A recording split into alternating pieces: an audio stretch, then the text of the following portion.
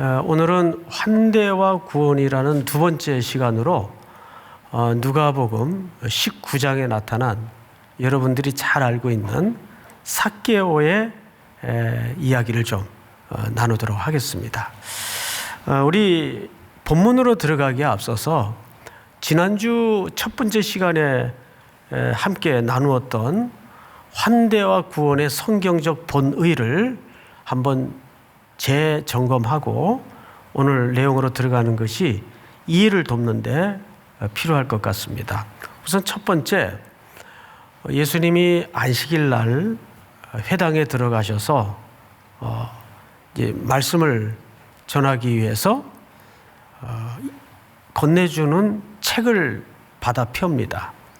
순서에 따라 펼쳐진 데가 어느 선지자의 글이었죠? 이사야. 기억나세요? 예.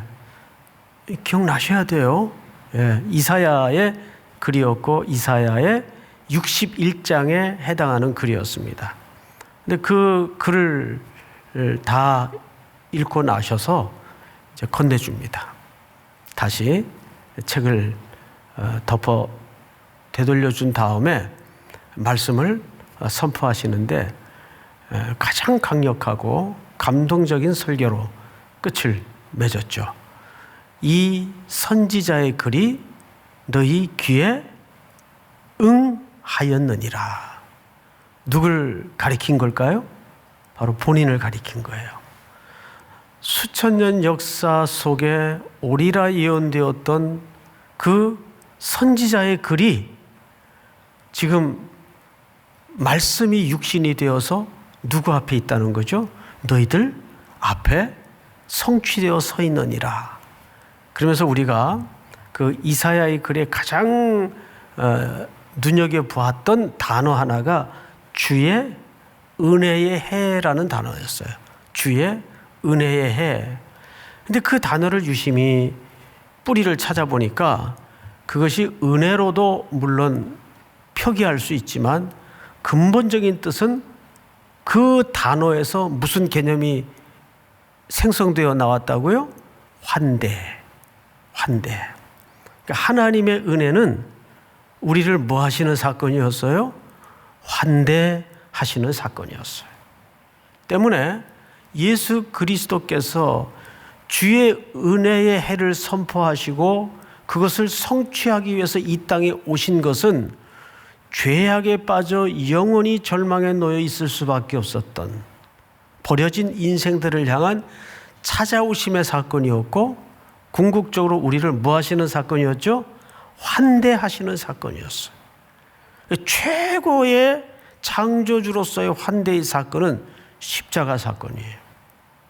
우리 죄악을 깨끗이 씻으시고 우리를 하나님의 백성의 한 가족과 공동체로 아들로 딸로 맞아주시는 환대의 사건이 무슨 사건이었다고요? 십자가의 사건인 거죠. 기억나시나요?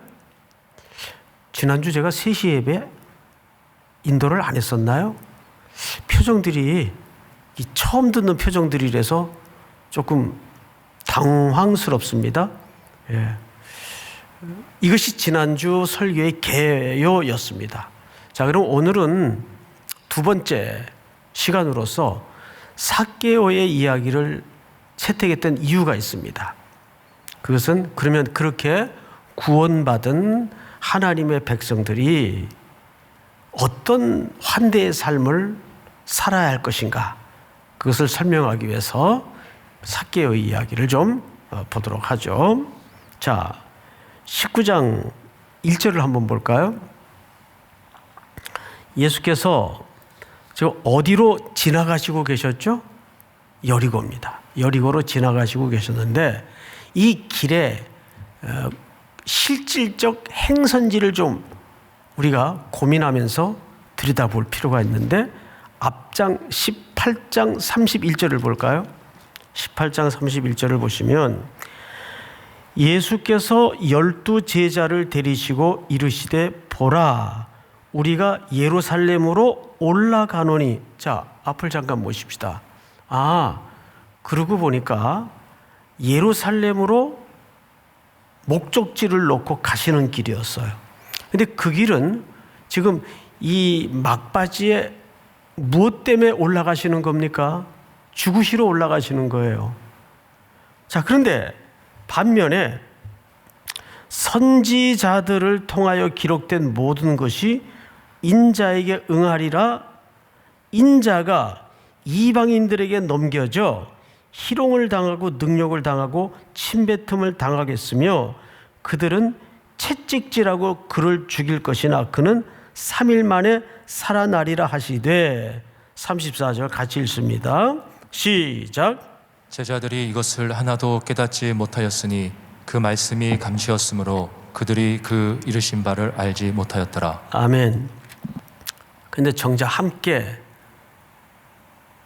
예루살렘을 동행하고 있는 제자들은 예수님의 지금 이 죽음의 길의 의미를 알고 있었어요? 모르고 있었어요?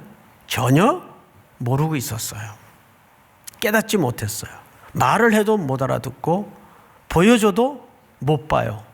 여러분, 보여줘도 못 보고 말을 해도 못 알아듣는 걸 뭐라 그래요? 뭐라 그러죠? 맹인이라 그래요.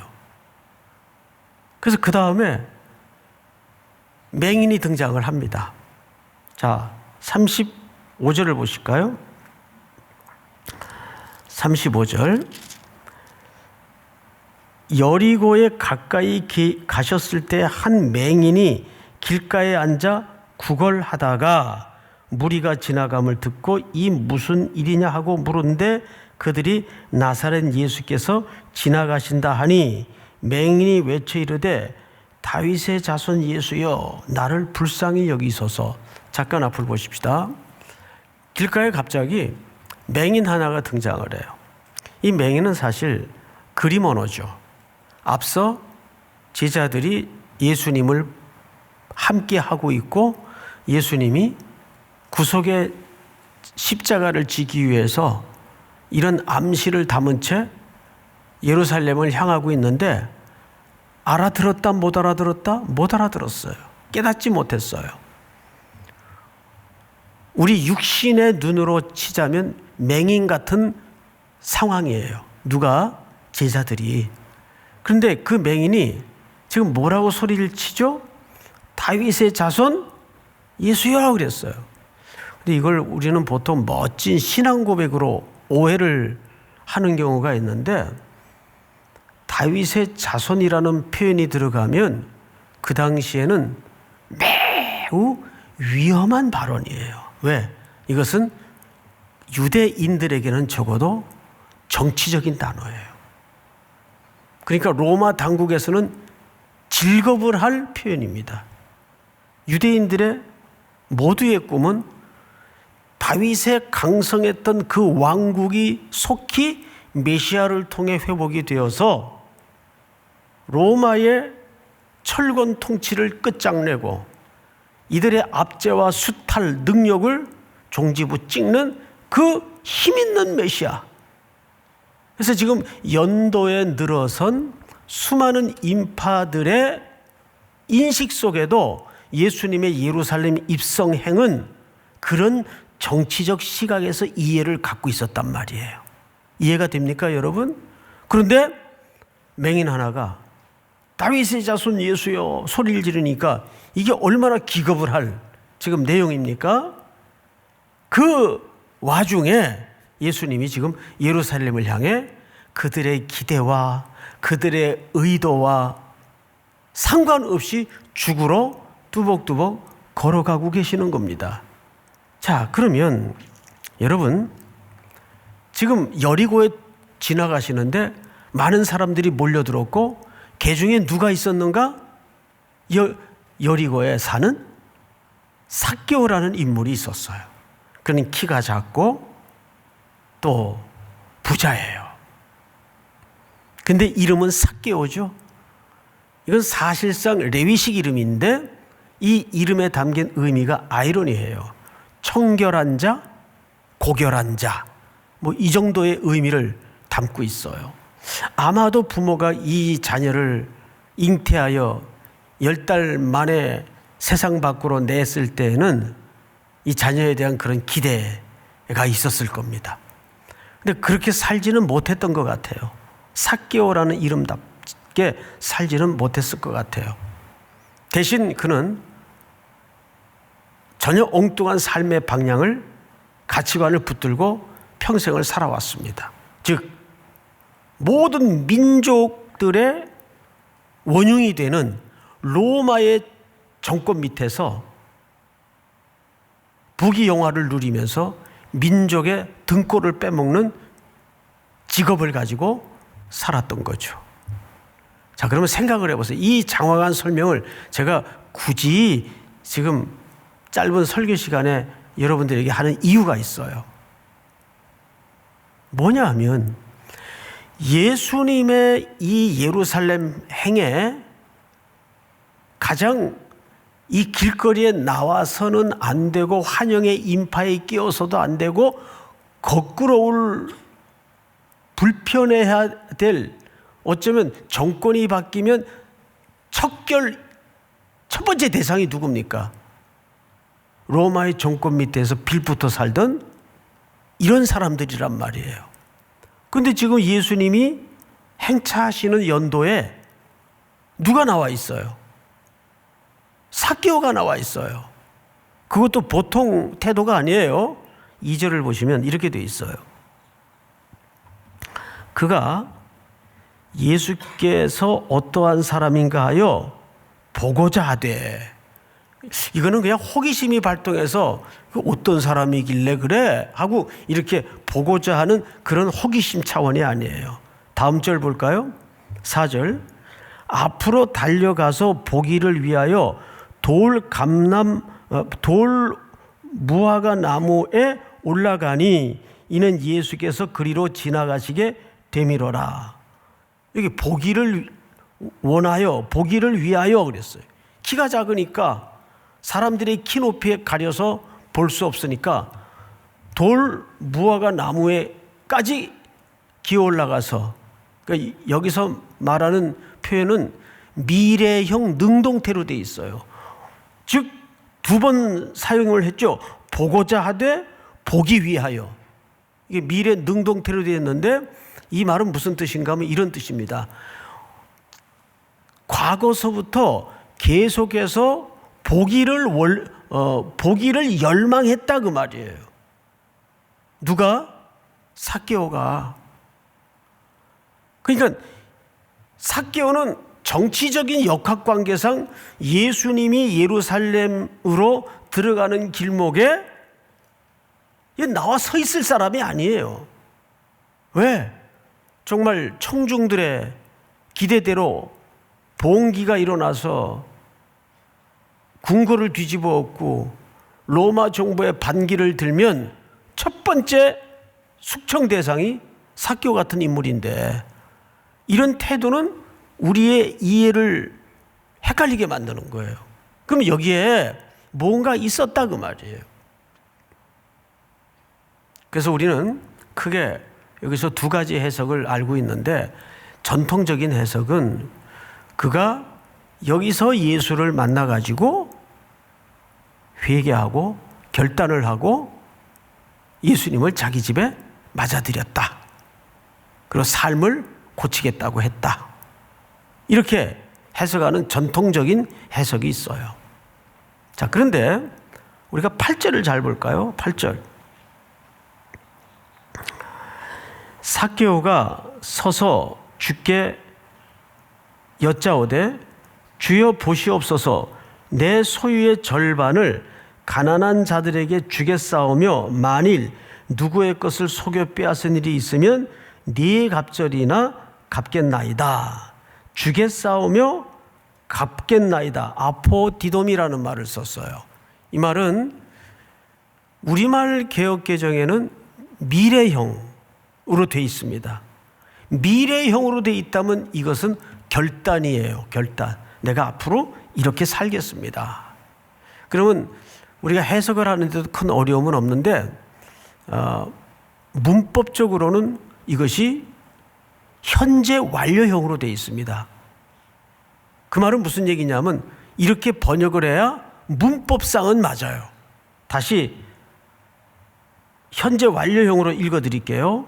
삭개오가 서서 주께 여짜오되 주여 보시옵소서 내 소유의 절반을 가난한 자들에게 주어 왔사오며 만일 누구의 것을 속여 빼앗은 일이 있으면 몇 갑절이나 갚겠나이다? 네 갑절이나 갚아왔나이다. 이렇게 되는 거예요. 이게 현재 완료형으로 해석한 거죠. 그러면 우리는 어느 번역을 택해야 되느냐? 사실은 후자의 문법이 맞습니다. 앞에 미래형으로 하면 결단이 되기 때문에 이해하는 데는 훨씬 편해요. 그리고 우리가 그 해석에 익숙해 있어요. 그런데 딱하게도 문법상 이것은 현재 완료형으로 번역을 해서 갚아왔고 주어왔다라고 번역을 해야 돼요. 자, 그러면 한 가지 문제가 남아요.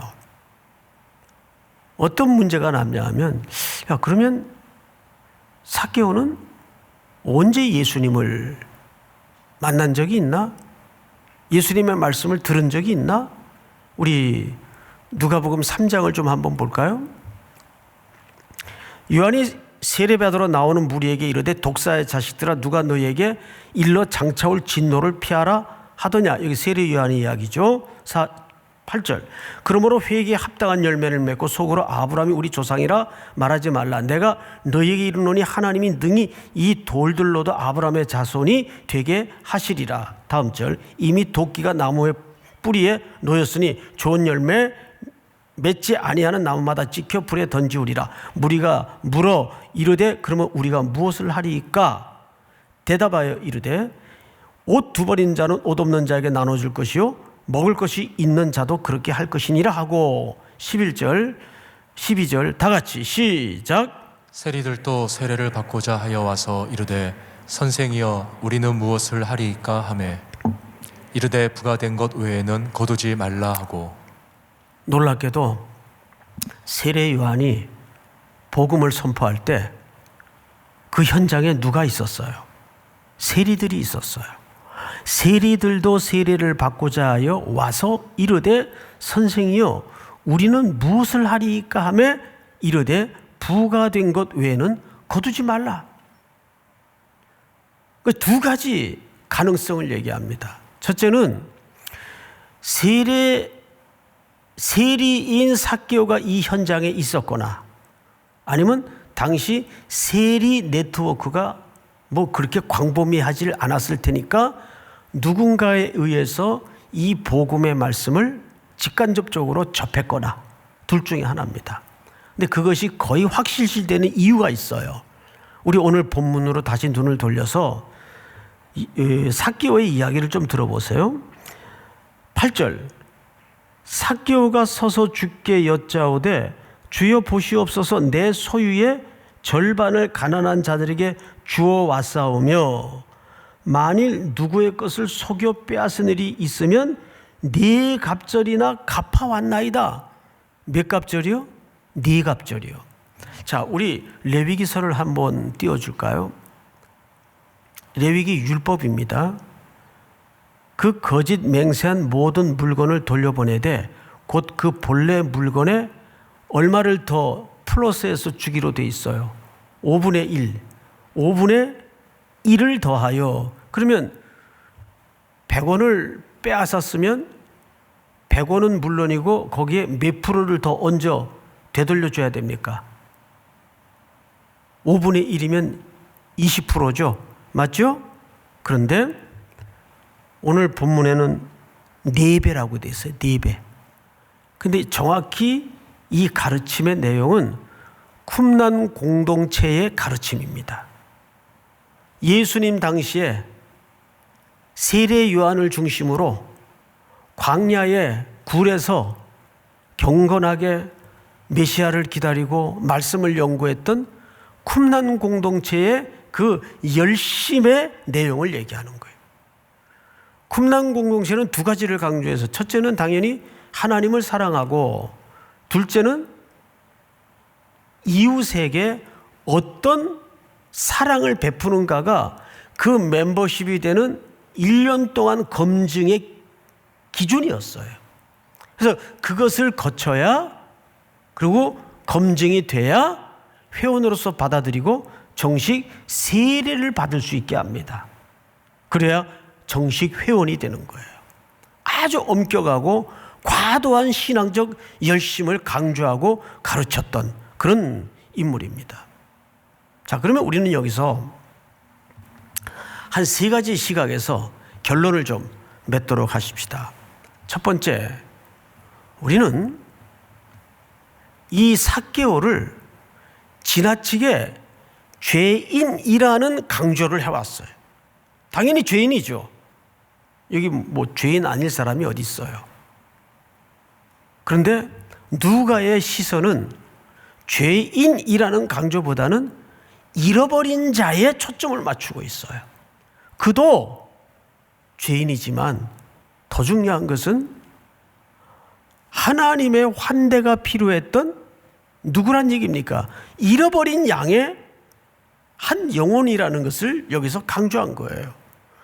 그런데 세상은 규정을 만들어 놓고 편견된 시각으로 세리, 장애인, 창기, 가난한 자, 이걸 그 당시 사회적 통념으로 전부 죄인이라는 낙인을 찍어 놓았어요. 심지어 세리에 관련된 많은 에피소드가 있지만 거지들도 세리가 주는 돈은 안 받을 정도로 아주 외로운 일생을 살았던 인물이에요. 그런데 어디에도 예수님은 누구를 만나든 죄인이라고 편견을 가지고 규정하신 적이 없어요. 전부 주님의 눈에는 잃어버린 자였어요. 어쩌면 이것이 오늘 그리스도인들이 따뜻하게 회복해야 될 시선입니다.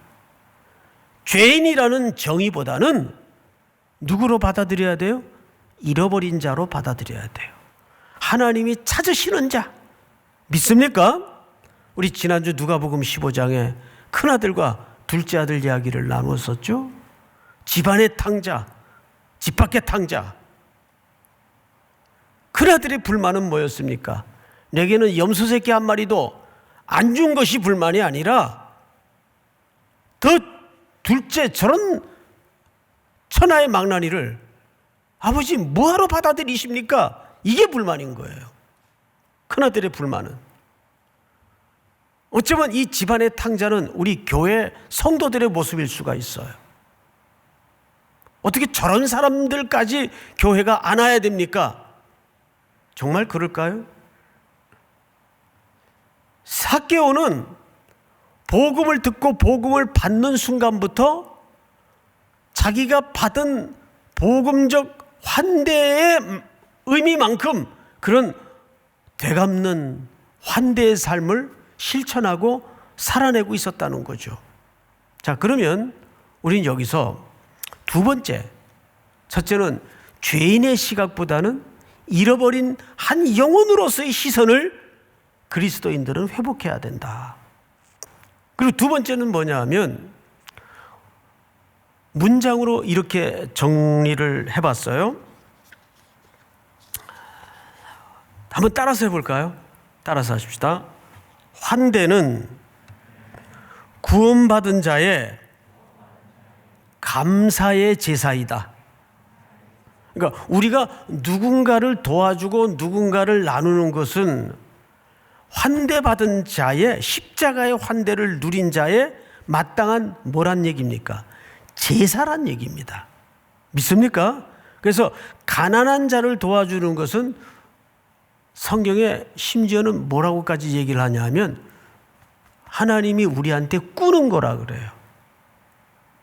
연약하고 가난한 자를 도와주는 것은 하나님이 우리에게 돈을 꾸는 거라고 얘기를 해요. 오죽했으면. 그런데 참 성경 전반에 걸쳐서 놀라운 사실 하나는 이 환대가 확대되고 재생산되는 과정에서 무엇이 이루어지고 무엇이 태어나는지 아십니까? 구원이 이루어지고 새 생명이 태어나요. 할렐루야. 예를 들어서 아브라함이 사람의 모양을 입고 찾아오신 새 하나님의 나그네를 맞아 들임으로써 그 집에 환대가 이루어지면서 뭘 약속받습니까? 그 다음 해에 생명을 약속받아요. 그렇게 해서 태어난 사람이 누굽니까? 이삭이잖아요. 환대를 통해서 구원이 이루어지고 환대를 통해서 새로운 생명이 태어나요. 놀랍게도 여호수아서에 보면 기생 라합이 평생 생계 때문에 가족 때문에 어려운 삶을 살고 있었는데 정탐꾼이라는 하나님의 백성들을 환대함으로써 그 가정에 새로운 생명과 새로운 구원이 이루어지는 거예요. 이것이 환대의 놀라운 역동성입니다. 마지막으로 두 가지 얘기를 좀 하고 마치겠습니다. 여러분 혹시 오늘이 무슨 날인지 아세요? 11월 마지막 주일이기도 하지만 축복 상자가 우리 연말마다 하는 성탄절을 기점으로 하는 축복 상자 알죠? 오늘 말씀의 제목이 뭡니까? 축복 상자예요. 그것이 오늘 스타트하는 날이에요. 그 준비가. 올해는 어차피 코로나 때문에 쪽방촌이라든지 그런 어려운 자들을 일일이 면대면으로 찾아가서 도와줄 수는 없지만 택배로라도 또는 관공서에라도 기탁을 해서 여러분들이 마련한 축복산자를 전달을 할 겁니다. 보통 제가 통계를 받아봤더니 매해 한 350개에서 400개 정도가 전달이 팀별로 됐다 그래요. 근데 여러분 그런 숫자 구분 없이 가리지 말고 올해는 어쩌면 가장 어려웠던 한 해인 만큼 가장 많은 축복 상자가 생명이 담아져서 여러분들의 사랑이 담아져서 그런 이 땅에 그늘진 분들에게 좀 흘러가고 나누어지는 복이 있었으면 좋겠어요. 믿습니까? 제가 어제 아침에 참 뜻깊은 현장을 다녀왔습니다. 지난 금요일에도 제가 잠깐 말씀을 드렸지만 몇 해 전서부터인가 우리 교회 뜻하지 않게 누구도 계획한 적이 없는데 한 분, 두 분씩 그 외부인들이 이제는 외부인이라고 안 부르기로 했죠. 나그네들이 찾아오기 시작했습니다. 그러다가 그분들에게 이제 우여곡절 끝에 아침에 따뜻한 밥을 대접하기 시작했습니다. 그리고 또 코로나 닥쳐지고 잠정 폐쇄했다가 이분들이 빵 가지고는 허기가 해결되지 않는 분들이니까 그럼 컵밥이라도 드리자 해서 아침마다 컵밥을 드리고 또 상황이 나아지면 또 1층 소외비실에 그분들 모셔놓고 성경을 읽어드리고 또 우리 권사님들이 배치돼서 또 개인적인 인생 상담도 좀 해드리고 이렇게 한 분, 두 분씩 모여들어서 이제 섬기기 시작했습니다. 근데 이분들이 독립하고 사회로 복귀할 수 있는 제일 중요한 첫 번째 조건이 뭐냐면 주거를 마련하는 일이었어요. 그래서 서울역 근처에 고시텔을 하나 우리가 얻어가지고 거기에 이제 한 10여 가정을 모시기 시작했습니다. 근데 여러분 사람이 잠잘 곳만 있고 먹을 것만 있다고 해결되는 건 아니잖아요. 그래서 우리 서울역 사랑 나눔 그 본부에서 이분들을 정기적으로 자전거도 타러 가고 나가서 운동도 좀 같이 하고 또 여기 길 건너 그 사무실 본부가 교회에서 하나 얻어져 가지고 차려져 있어요. 거기서 성경 읽기도 시키고 그림 미술을 통한 치료도 진행이 되고 다양한 방법을 우리 자매들이 섬기기 시작했어요. 그러다가 이분들에게 좀 이렇게 재활할 수 있는 무슨 잡이 없을까 이렇게 기도하고 그냥 끙끙거리고만 있는데 그 루이스라는 우리 한국 그 청년이 한 40대인데 미국에 그냥 개인적으로 공부를 하러 갔다가 그 아버지는 도남동에서 치과 의사를 하시는 분인데 성이 차 씨예요, 차 씨. 근데 이분이 어떻게 이 소식을 듣게 되고 미국에 자기가 공부를 하러 갔다가 꿈을 접고 미국에서 바리스타, 그것도 아주 전문적으로 커피를 연구해서 한국에 들어왔어요. 그래서 지금 샵이 몇 개 돼요. 그리고 여기를 찾아온 거예요. 이분들을 자기가 직업교육을 시키겠다고. 근데 제가 그 이야기를 듣고 아이고 이게 안 맞잖아요, 잘. 그분들이 바리스타를 그 훈련을 받아봐야 어디서 노숙 하던 분들을 받아주겠어요. 예?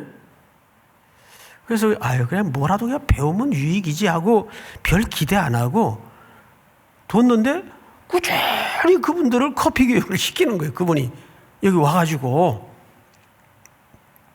그래서 이제 꽤 인원이 돼가지고 커피 교육을 다 받았네요. 그러고 있는데 이 숙대 올라가는 길에 골목으로 들어가면 아벨라라는 커피숍이 있어요. 아벨라.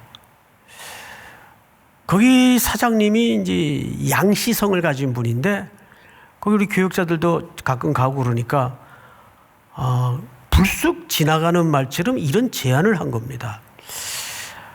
여기 저기 일주일 매상을 보면 월, 화, 수, 목, 금까지는 매상이 20%밖에 안 된대요. 전부 80%가 토요일 날 하고 주일 날 발생하는데 자기는 이제 나이가 들어서 토요일 주일은 좀 쉬고 싶다는 거예요. 그러니까 토요일 주일은 이걸 좀 요즘 그 사무실 쉬어 하듯이 3일교회가 어떻게 좀 떠맡아가지고 이거 할 수 없냐고 제안이 들어온 거예요. 그래서 우리 담당 목사님이 또 흥분을 해가지고 저를 살살 꼬시기 시작한 겁니다. 제가 좀 팔랑귀예요. 장로님들하고 이제 몇 주 전에, 두세 주 전에 의논을 했는데 해보자. 그래서 그 가게를 부분 인수를 한 거죠. 토요일과 주일만 영업하는 걸로. 그리고 월화수목금까지는 그분이 가져가고. 그래서 이제 그 가게에다가 어제 토요일, 첫 토요일에 정식 오픈을 했어요. 제가 어제 아침 일찍 8시에 가가지고 그 가게에 1시간 반 정도 앉아있다 왔는데 감격스럽게도 그 가게의 첫 매상을 제가 올렸어요. 제가 감격스럽게도. 자, 그런데 제가 사진 하나를 좀 보여드릴게요. 좀 다들 마스크를 쓰고 있어 얼굴들이 안 보일 텐데 노랑 모자를 쓰고 하얀 티에다가 그 앞치마처럼 입은 분들이 바로 그 거리의 형제들이에요. 저분들이 저렇게 커피 기술을 다 배워서 이제 영업을 시작한 겁니다. 바로 사진을 조금 당기면 저 가운데 머리 긴 분이 한번 눈에 띌 겁니다. 저분이에요. 저분이 그 루이스라는 차 대표이십니다. 얼마나 이 형제들을 정성껏 가르치시는지 자기 샵도 여러 개 있어서 바쁜 분이에요. 근데 어제 아침 일찍 오셨더라고요. 그리고 이쪽에 우리 그 자매들이 또 이 자매들이 공통점이 있는데 한양대학교 디자인과 동기생들이에요. 이분들이 밤새 쿠키도 만들고 디자인도 하고 그래서 이 가게 이름이 월화수목금까지는 아벨라 그리고 토일은 로로 카페예요. 로로. 그 왜 로로냐 그랬더니 로드 온 더 로드. 그러니까 거리의 주님. 여기에 주석을 달자면 이런 뜻이랍니다. 거리에서 삶을 살다가 새로운 삶의 길로 주님을 만나서 새로운 삶의 길로 그래서 그 카페 그 메뉴를 보니까 커피는 3가지 메뉴가 있는데 첫 번째가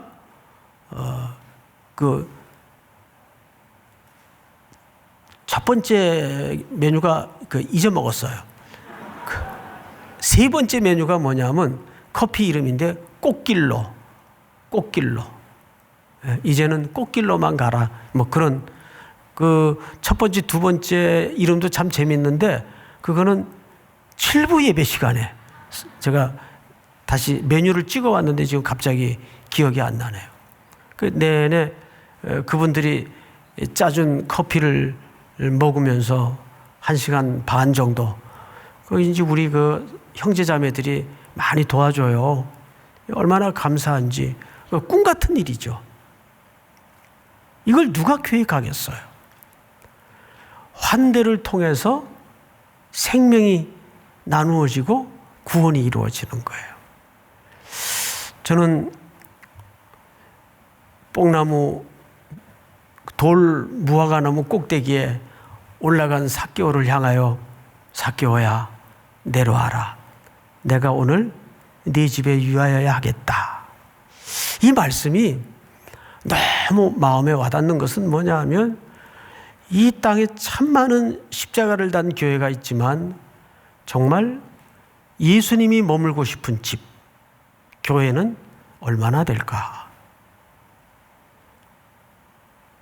어느 해보다도 힘겨운 한 해를 보낸 여러분, 계절도 차가워지는데 우리의 마음만큼만은 뜨거워져서 우리 삶의 언저리에 수많은 환대의 공간이 마련되고 환대의 손길이 주어져서 더 많은 구원과 생명이 태동하는 귀한 은혜와 복이 여러분들을 통해 흘러갈 수 있기를 주의 이름으로 축원하고 축복합니다.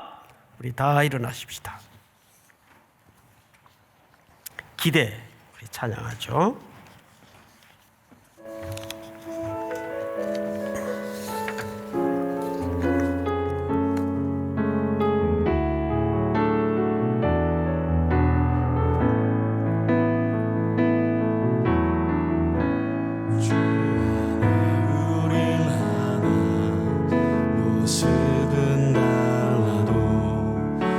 예수님 한 분만 바라네.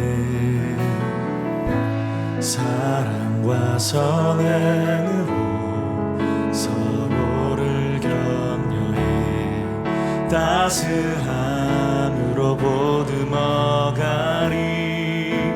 주님 우리 안에 함께 하시니 형제자매 기쁨과 슬픔 느끼네. 내 안에 있는 주님 모습 보네. 그분 기뻐하시네.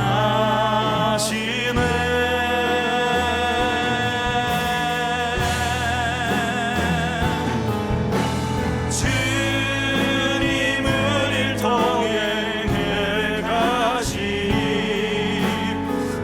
부족한 입술로 찬양하게 하시니. 주님을 일통해 계획하시니 주님을 일통해 계획하시니 나를 통해 하실 일. 주님을 일통해 계획하시니 주님을 일통해 계획하시니 부족한 입술로 찬양하게 하시니. 주님을 일통해 계획하시니 나를 통해 하실 일. 우리 다시 한번 주님을 일통해 계획하시니 주님을 일통해 계획하시니 부족한 입술로 찬양하게 하시니. 주님을 일통해 계획하시니 나를 통해 하실 일 기대.